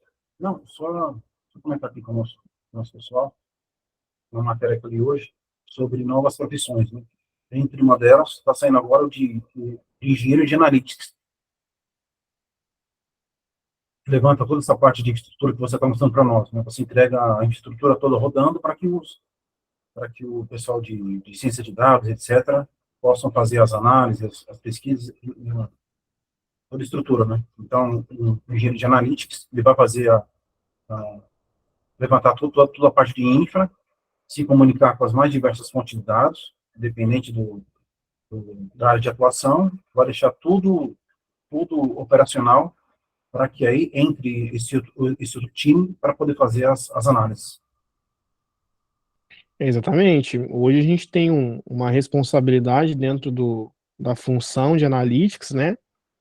Que ela vai muito além de construir análise, né? Ela vai muito além de construir dashboard. Ela fala, hoje a gente fala de alertas, a gente fala de automação, a gente fala de muitas coisas, né? Então, o profissional de dados, ele precisa ser mais versátil nesse sentido, entendeu? Ele precisa ter mais, como que eu posso dizer? Ele precisa ter mais ferramentas dentro do seu cinto de utilidades, né? Então, assim, cara, a gente trabalhou muito tempo só com DataVis, SQL, banco de dados, né? Cara, hoje já não roda tão bem assim, entende? Cara, eu posso rodar com DataVis, eu posso rodar com Power BI, com Click, só isso, mas na prática vai muito além. Na prática, a gente tem muitas outras preocupações, né? Então, assim, cara, container que tem que rodar, container que parou, serviço, porta, um pouquinho de rede, tá? É obrigatório? Não. Você pode não aprender essas coisas. Mas aí é aquilo que a gente tem discutido, né? A régua tá subindo, né? A régua tá elevando. Então, assim, cara, você pode ser um profissional de dados que sabe visualização, mas você pode ser um cara que sabe banco de dados, um cara que sabe mexer com container, um cara que se precisar subir uma aplicação vai subir. Você pode ser um cara mais completo, vamos dizer assim, né? Eu vejo muita gente reclamando, né? Muita gente me chama no LinkedIn e fala assim: "Ah, Rodolfo, cara, o pessoal fala tanto do mercado de dados, fala tanto de tecnologia, mas eu não consigo uma vaga, né? Não consegui minha vaga ainda." E aí o cara sabe só clique ou só Power BI, ou Power BI um SQL bem básico. Cara, infelizmente o mercado mudou, né? Antigamente dava. Hoje eu acho que não rola mais. Eu acho que você tem que ir mais, tem que ser mais profundo e conhecer, assim, a galera quer que a galera chegue jogando, sabe? Que chegue gerando resultado, fazendo alguma coisa. Porque por muito tempo, assim, as empresas não tinham nem maturidade para avaliar isso. Hoje já o cenário já está diferente. As empresas conseguem saber se o cara resolve uma coisa com dados ou não, né? Então, é aquela questão da profundidade. Beleza? Bom, vamos falar um pouquinho de cloud aqui, bem rapidamente, para a gente encerrar o dia de hoje, né? E é uma dúvida que muita gente me traz também. Rodolfo, para trabalhar com dados, eu preciso usar cloud? Preciso usar computação em nuvem? Cara, depende, mas você precisa saber transitar entre esses ecossistemas, né? Rodolfo, eu vou aparecer. Isso é o que eu encontrei na internet sobre. Hoje a Siri tá animada, hein? Não é contigo, não. Rodolfo, preciso conhecer tudo de todas as nuvens, de todas as coisas. é, E E conhecer 3 nuvens, 4 nuvens? Não, não precisa, tá? Você pode conhecer bem uma nuvem, você pode conhecer bem 2, né? Ou conhecer bem uma e outra mais ou menos. Mas, na minha opinião, hoje, 2024, foguete dando ré, pelo menos uma você precisa conhecer. Mesmo que seja basicamente, mesmo que seja ali superficialmente, mas entender os conceitos de nuvem. E eu acho que isso vale para qualquer pessoa que vai trabalhar com tecnologia, tá? Não só profissionais de dados.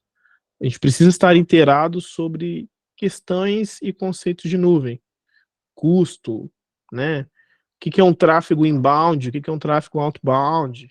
Cara, eu preciso entender minimamente isso, tá?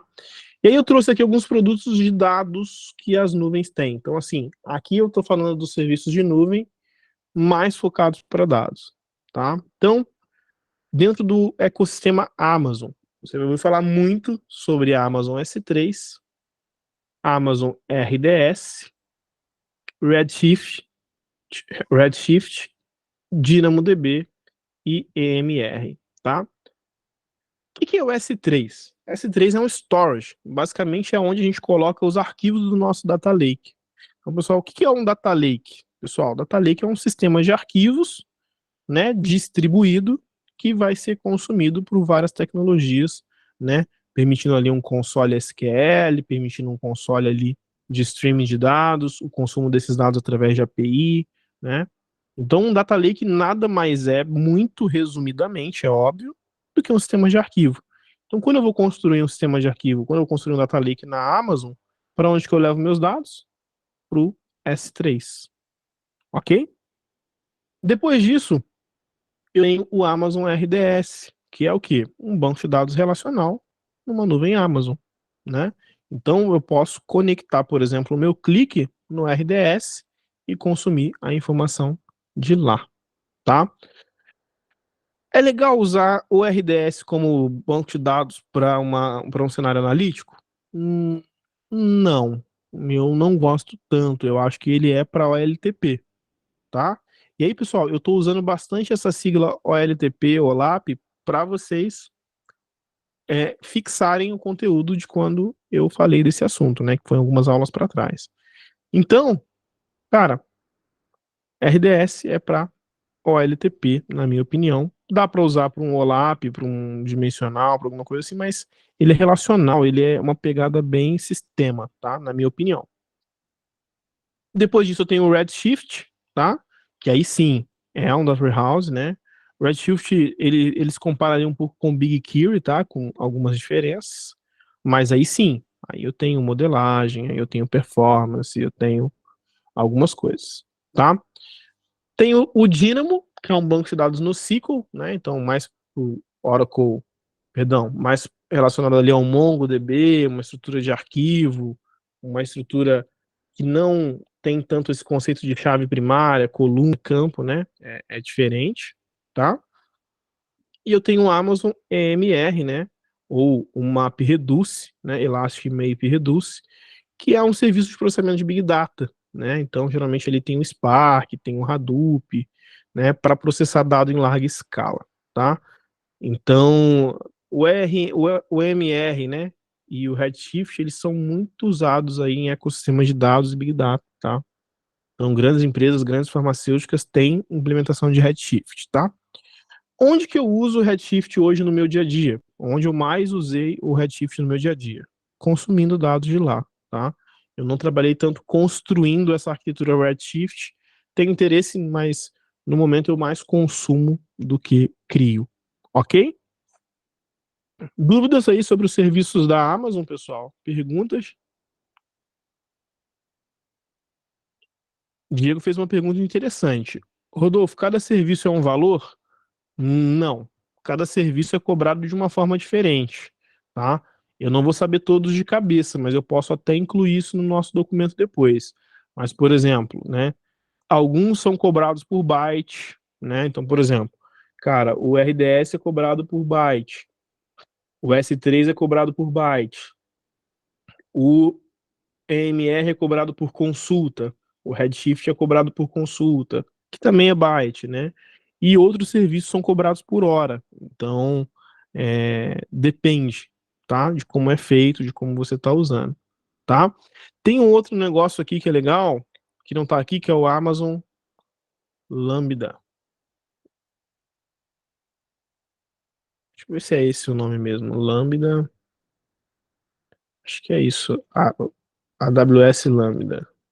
Isso. Esse cara aqui, tá? Então, esse cara aqui é um serviço de código, tá? Para processamento de dados. Então, esse cara aqui é processado por requisição, por exemplo, tá? Então, esse cara aqui é legal, vale a pena estudar também, tá? Depois eu posso incluir outros aqui, tá? Na Azure, posso pular para Azure já, pessoal? Querem fazer alguma pergunta sobre a AWS? Vou tentar trazer uma especialista da AWS que é muito minha amiga para falar para vocês. Na verdade, um casal de amigos que é muito, muito especialista nisso.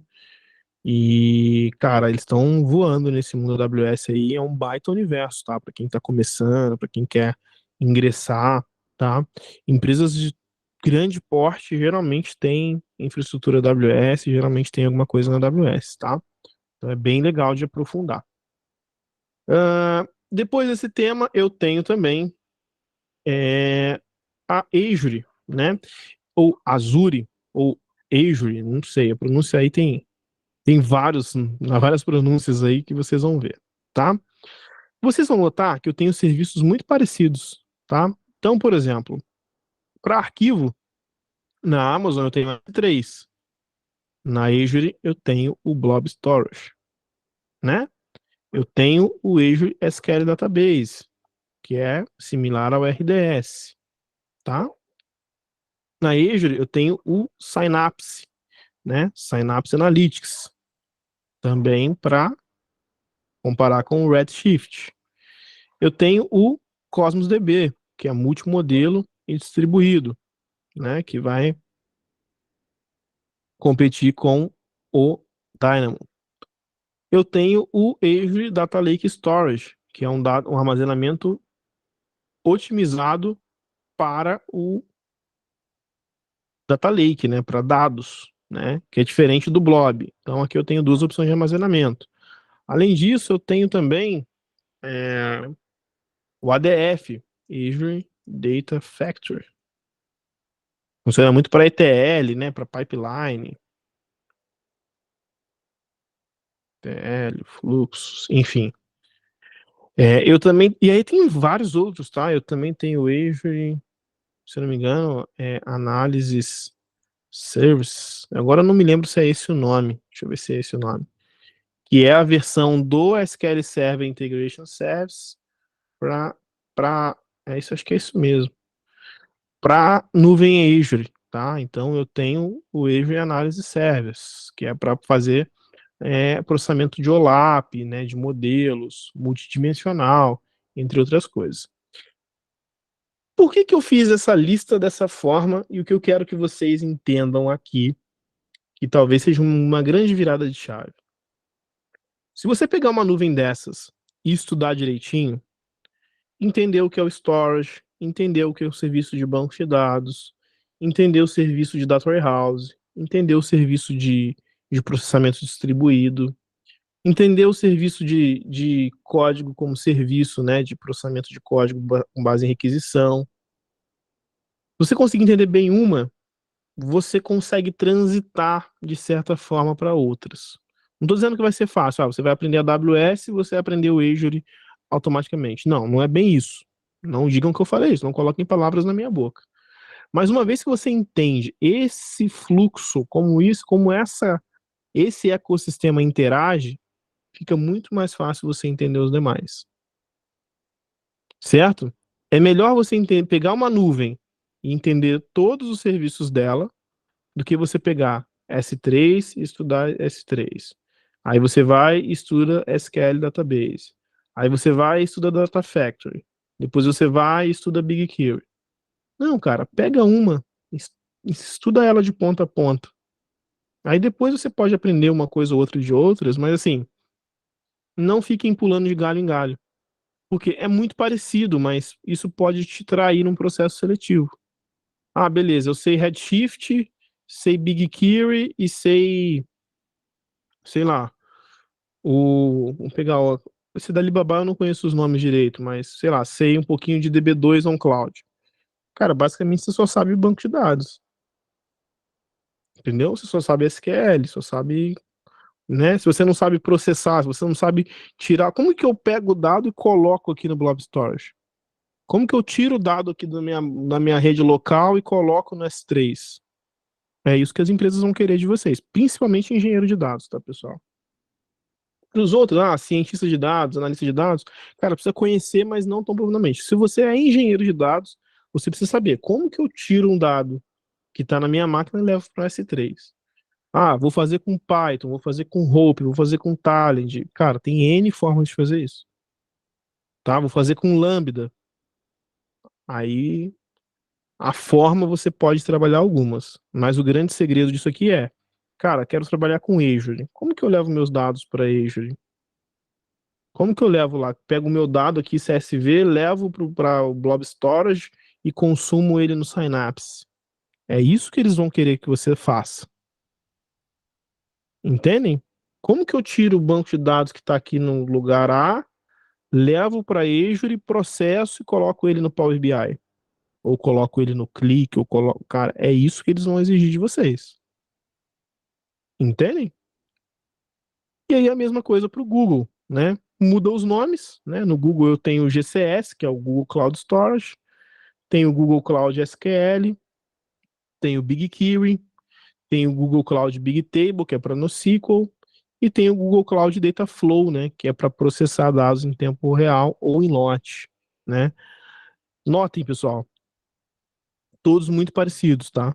Todos muito parecidos. E aí para IBM e Alibaba Cloud, eu tenho outras soluções também, tá? Então aqui eu tenho menos famosas, né? Mas IBM Cloud Object Storage, o DB2 on Cloud, o Watson Studio para treinamento de machine learning, IBM Cloud Pack for Data, que tem ali a parte de IA, ciclo de vidas, etc. E Alibaba, que eu não conheço tanto, mas tem algumas coisas legais lá, né? Tem o OS, que é o Object Storage Service, tem o ApeSARA-DB, que é um banco de dados relacional, tem o Analytic DB, que é para Big Data, e tem o DataWorks, que é para ETL, tá? Esses aqui, de todos esses aqui, eu conheço de consumo Web Services, de consumo o Azure e de implementação o GCP, tá?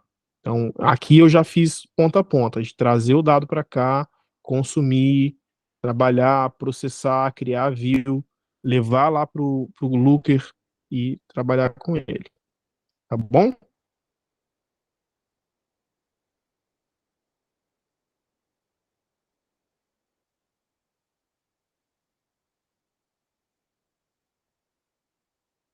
É, pessoal, por último eu vou falar das principais ferramentas de áreas aí, né, que a gente pode tratar, né? Antes de eu ir para a cara da Data Lake, tá? Lembrando que a aula de hoje é um bate de um overview. Perguntas, indagações. Tô achando vocês muito quietos, tô achando que eu tô assustando vocês, pessoal. Com essa informação toda. Tá muito difícil, pessoal. Pode ser sincero, viu?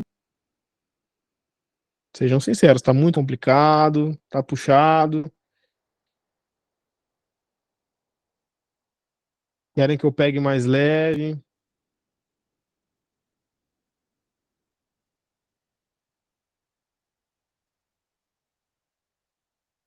Me contem aí, o que que tá pegando? Tranquilo, O que Rodolfo. que vocês estão cansados? Estão cansados? Sejam sinceros.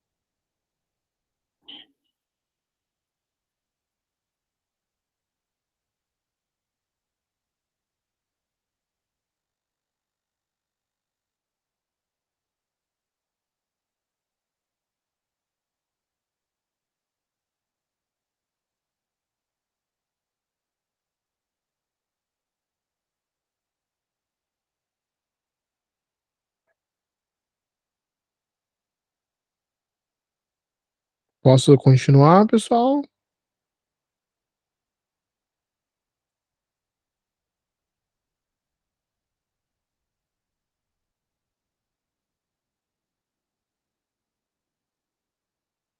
Ó, o Leonardo fez uma pergunta aqui, ó. Esses conceitos são aplicados em qual nível de carreira de dados? Analista, engenheiro e cientista. Ó, eu diria que todos os níveis precisam conhecer isso que a gente está discutindo, tá? Mas quem de fato vai implementar essas soluções é um engenheiro de dados, tá? O analista vai consumir, o cientista vai consumir e vai processar algumas coisas, mas quem vai implementar isso é o engenheiro de dados, tá? É o engenheiro de dados, é o arquiteto de dados, né? Quem vai desenhar vai ser o arquiteto, cara, ó, isso aqui vai estar em tal lugar, isso aqui vai estar em outro lugar. Então, assim, é, o engenheiro é quem mais vai colocar a mão nisso, de fato, tá?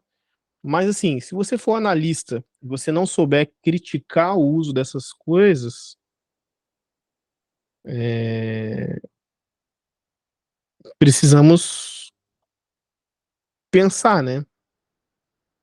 Então, assim, é importante que a gente tenha esse discernimento, sabe? Tipo, cara, tô consumindo do lugar, faz sentido? Tô consultando uma base. Pô, eu tenho uma base no Power BI que vem de um lugar. Eu tenho outra que vem de outro. Cara, isso não deveria vir do mesmo canto? Cara, tô consumindo um dado aqui no Clique, cara, metade vem de um Excel que tá no drive particular da pessoa. A outra metade vem de um banco de dados transacional. A outra vem de um data lake. Faz sentido isso? Tá certo isso? Será que a informação que eu tô usando ela é confiável? A gente não se pergunta isso no dia a dia, né? A gente não se pergunta isso, cara, ó, tô consumindo dado. Uma parte vem de uma conexão de produção, a outra vem do desenvolvimento, a outra vem de um QVD que não tem mais o que gera aquele QVD, né? Para quem trabalha com clique vai entender o que eu tô falando. Cara, desenha esse pipeline, desenha essa arquitetura, sabe? Monta o fluxo, entende esse fluxo. Não seja um apertador de botão, né? Cara, o que a gente mais vê hoje nas vagas de analistas, engenheiros e cientistas de dados é apertador de botão. O cara não sabe o que o algoritmo faz, mas ele sabe. é, Ele sabe que se ele colocar um CSV, do outro lado vai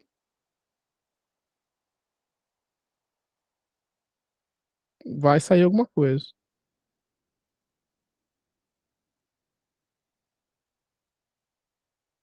Sabe? Ele sabe que se ele fizer lá um CSV, jogar em algum lugar, vai sair alguma coisa. Mas como de fato funciona o algoritmo, não sei se ele conhece. Se as fontes de dados são confiáveis, aí tem que ver cada caso. Mas precisamos entender para poder discutir, tá? Falando um pouquinho sobre Data Lake, mais para cima eu resumi um pouco, mas assim, um Data Lake nada mais é, e assim, eu tô simplificando ao máximo o conceito aqui, do que uma informação no formato de arquivo dentro de uma storage que é multiprocessada, né, que ela é distribuída, né, para poder ter processamento de larga escala, sendo consumida por sistemas próprios para isso, né? Então, quando você fala de ferramentas de data lake, né, quando a gente pesquisa sobre ferramentas de data lake, o que a gente vai encontrar é o S3, é o Data Lake Storage, o Google Cloud Storage, o Hadoop, né? O Apache Hud, que é uma biblioteca de código aberto. Agora tem o Delta Lake também, que está bem famoso, tá? Tem o Databricks, tem o Cloudera, que é uma implementação do Hadoop, o Snowflake. E aí você vai ouvir falar de outros aqui, tá? Vou falar aqui, ó, outros. Vou colocar um tópico aqui, outros, tá? Você vai falar de Minio, você vai falar de DuckDB, você vai falar de Spark puro, você vai falar de outros. Vou deixar aqui, depois eu posso concluir com mais. Onde eu quero colocar aqui a pulga atrás da orelha de vocês? Data Lake é uma coisa cara. Ter um Data Lake não é muito barato. Então você ter aqui um Azure Data Lake com HD Insight e tudo mais é muito caro. Então as empresas nem todas têm budget para ir numa coisa dessa aqui. Cara, Google Cloud Storage, AWS S3, cara, dependendo de como você estrutura esses serviços aqui, você pode gastar alguns milhares de reais por mês com computação em nuvem. Só para dados, não estou nem falando de aplicação, nem servidor de aplicação de dados. Então, tá vindo muito forte essa questão do open source, né? Então, muita gente está falando sobre Minion, muita gente está falando de DuckDB, porque é uma forma de você implementar o Data Lake, embora o DuckDB em si não seja um Data Lake, com baixo custo. Entendem? Então, o que eu vejo que é um diferencial hoje? O que eu vejo que é um diferencial hoje dentro do...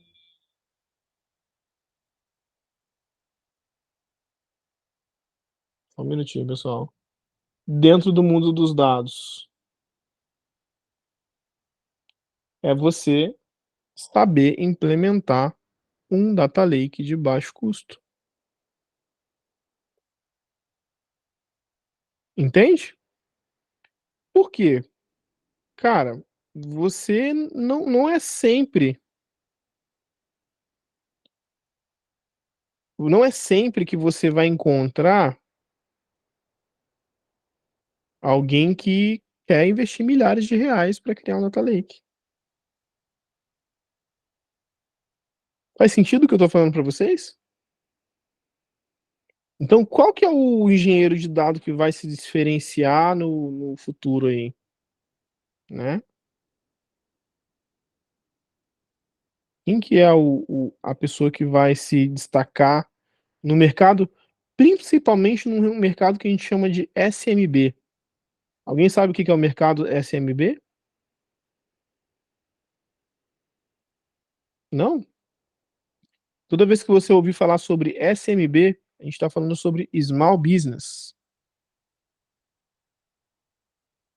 É o mercado Small Business. Tá? Então,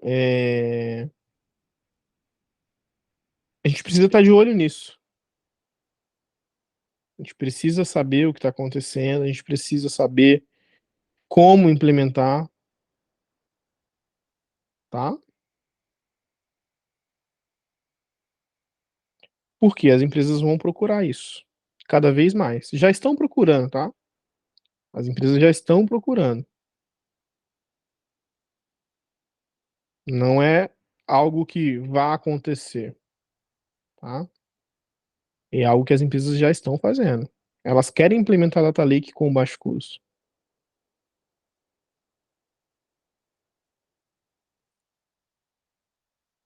E como fazer isso, né? Primeiro, entendendo como funcionam os sistemas premium e depois olhando como que funciona os open source, tá? Pessoal, existe Data Lake on-premise? Existe Data Lake on-premise? Existe, né? Existe. Não é o ideal, mas existe, né? Qual que é a diferença do Data Lake na nuvem instalado com serviços como esse aqui e esses Data Lakes que a gente está falando aqui, né? Esses ecossistemas que a gente está falando aqui? O Data Lake instalado, ele é feito mais manual, então ele vai ter menos recursos de automação, recursos visuais, ele é mais hard-coded, né? Ele é mais braçal, né? Enquanto aqui você vai ter caixinha, arrasta e solta e tudo mais, né? Então, essa é a principal diferença, né?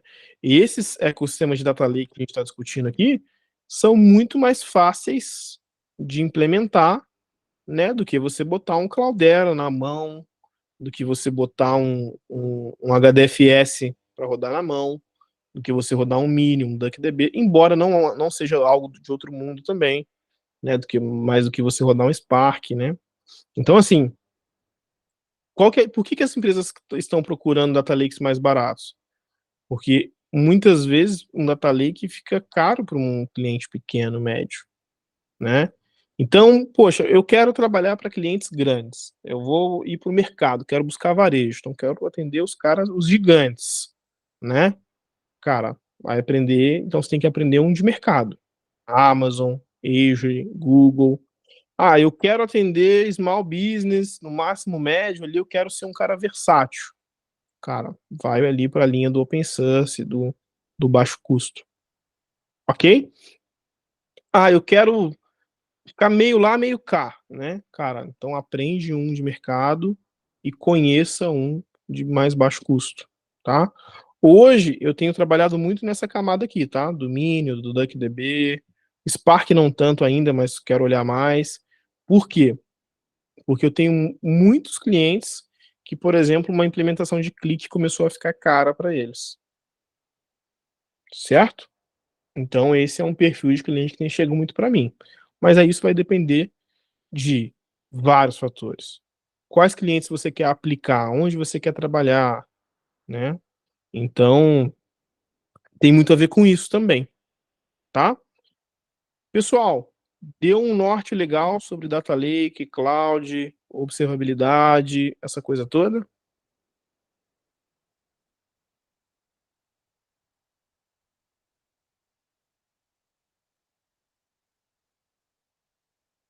Deu? Ficou mais confuso? Sejam sinceros. Então, Rodolfo, eu tava pensando aqui numa situação, Uhum. o acúmulo de dados, né, e a velocidade que um banco de dados fica maior, e se uma pessoa que estiver manipulando isso não tiver o conhecimento de engenharia de dados hoje em dia, você pode travar um banco, entendeu? Então, eu acho que esse ponto de um banco de dados parar, eu acho que está cada vez mais rápido, né? Pelo acúmulo de informação, pelo acúmulo de dados. Então, esse é o motivo que eu acho que a pessoa tem que ter um conhecimento de engenharia de dados e não fazer besteira mesmo. Não sei se eu estou certo, eu estava refletindo isso agora. Cara, tem vários fatores, tá? Tem vários fatores, mas assim, o grande volume de dados, né, que a gente tem, assim, ó, o que está levando esse movimento todo, tá, né? Cara, 90% dos dados que a gente tem no mundo surgiram nos últimos 6 anos, 4 anos. Alguns estudos falam até 2 anos. Então, imagina assim, ó, toda a informação que existe no mundo, de todas elas, todas, 90% estima-se que foi gerado nos últimos 6 a 10 anos. Vamos colocar 6 a 10 anos para ser generoso. E o que acontece é que as empresas não conseguem usar essa informação de fato. As empresas usam, em média, 5% dos seus dados para tomada de decisão. Isso numa estatística geral, tá, pessoal? Não é um padrão, mas assim, estudos dizem, isso não sou eu que estou inventando, isso tem artigo na CIO, na Forbes, em vários lugares, que as empresas usam, em média, 5% dos seus dados. É muito pouco. Tem noção que, assim, ó, você usa 5% dos seus dados. Se você usar 10%, você já usa o dobro do que os seus concorrentes usam. Se você conseguir usar 15% dos seus dados, você já vai estar usando 3 vezes mais dados que a maioria dos seus concorrentes. Isso é muito doido de pensar, tá? Então, essa corrida pelos dados, ela acontece por isso. Por esses e outros motivos, é claro, né? Poderia estar uma dezena de motivos, mas esse é um dos principais. E agora, com AI, Machine Learning, qual que é a tendência?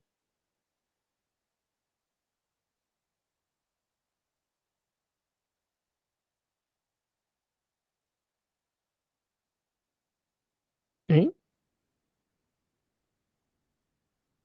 Qual que é a tendência? É aumentar mais, cara. É gerar mais ainda. É aumentar mais ainda. É o dado ser cada vez mais exponencial.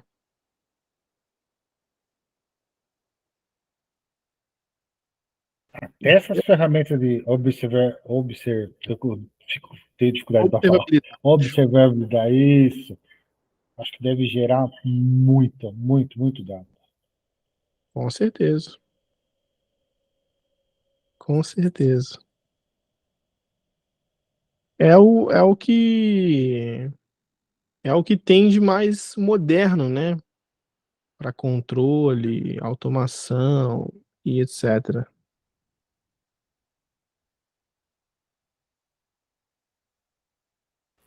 Bacana, Entendeu? valeu. Imagina. Pessoal, queria deixar aberto aí para perguntas. Wilhelm, gostou da aula de hoje? Deu uma luz aí?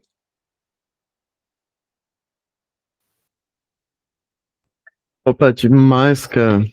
É bom a gente estar antenado, assim, olhar todas as ferramentas. Eu mesmo, quando eu trabalhava, eu era como analista de dados, mas é o, como é que fala? Faz tudo.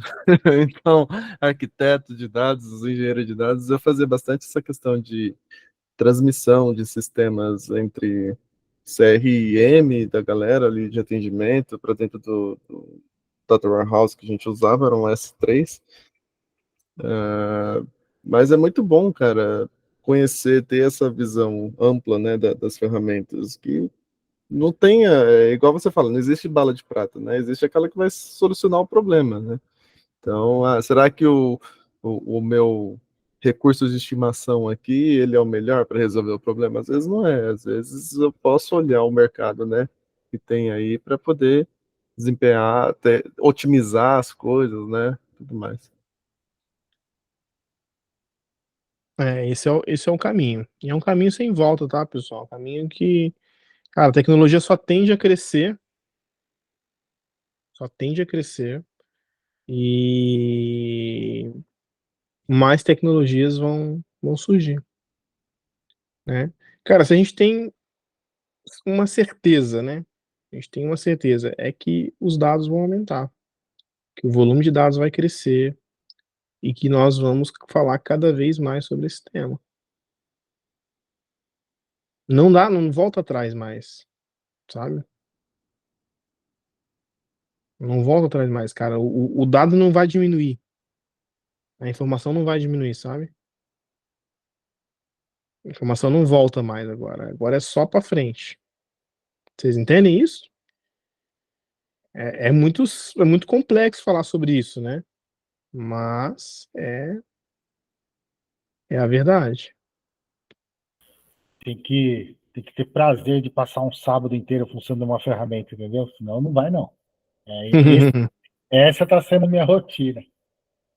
Uma ferramenta para o fim de semana, senão, pelo menos, né? E eu acho, eu passo um sábado tranquilo. É muito legal, muito bacana. Falando em sábado, tá? Sábado agora, foi muito bom você lembrar, hein? A gente vai ter a super live. Então vai ser live de 8 da manhã às 6 da tarde, tá? A gente vai falar sobre visualização de dados, desde a parte conceitual até a parte prática.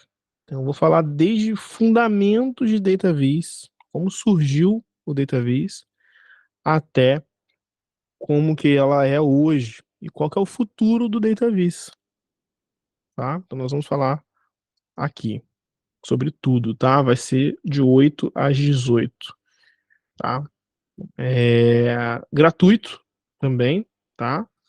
E vai ter prêmio aí para quem convidar mais gente aí, né? Quero incentivar, quero ver a sala cheia aí, vamos ver se a gente consegue colocar aí pelo menos umas 100 pessoas nesse sabadão aí para estudar, para falar sobre análise de dados, para falar sobre DataVis.